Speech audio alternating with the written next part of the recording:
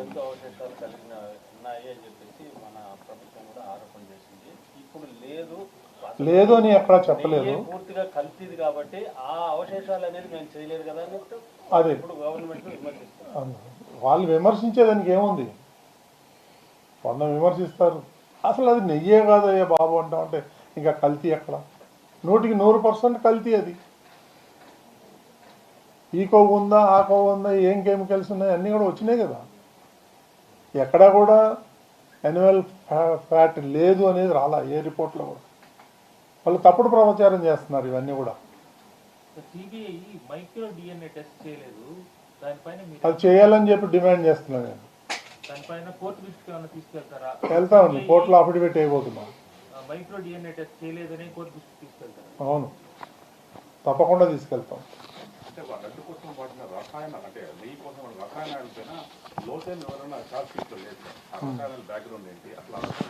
ఆ ఛార్జ్ షీట్లో కూడా కొన్ని లోపాలు ఉన్నాయి. అవన్నీ కూడా సీనియర్ అడ్వకేట్స్ అన్నీ కూడా స్టడీ చేస్తున్నారు. మనం కూడా కొంతమంది సైంటిస్టులతో సంప్రదింపులు జరుపుతున్నాం. వాళ్ళందరూ కూడా ఆశ్చర్యం వ్యక్తం చేశారు. కొన్ని రిపోర్ట్లు చూసి సరిగా జరిపించలేదు అనేటువంటి అనుమానాలు చాలామందికి మనసులో ఉంది. దాన్ని త్వరలోనే బయట పెడతాం. అది కూడా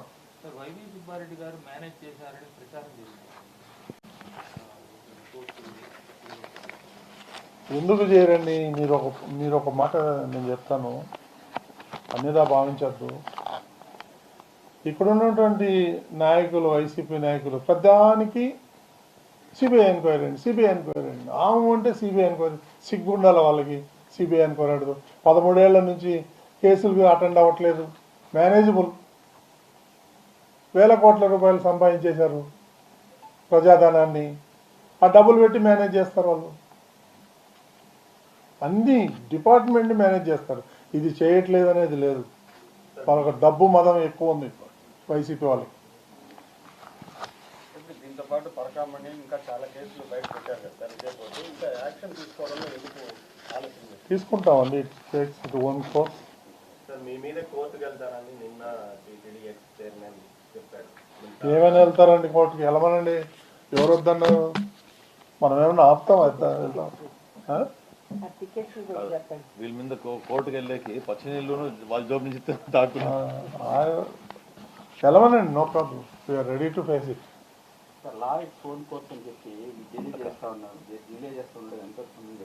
ఎవరు డిలే చేస్తున్నారు?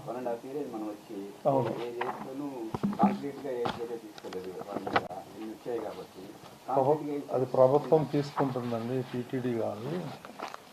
ప్రభుత్వం కదా డీల్ చేసుకుండేది, టీటీడీ కాదు కదా.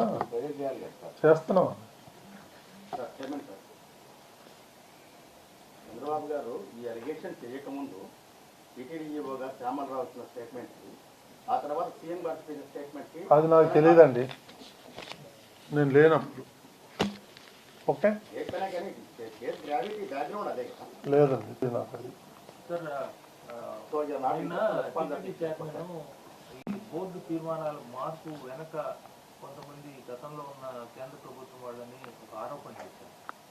దానిపైన ఏమంటారు బాగా? ఏంటండి ఈ తీర్మానాలు 5 తీర్మానాలు మార్చారు కదా సార్. ఎక్స్పీరియన్స్ లేకపోయినా నిబంధనలన్నీ మార్చారు.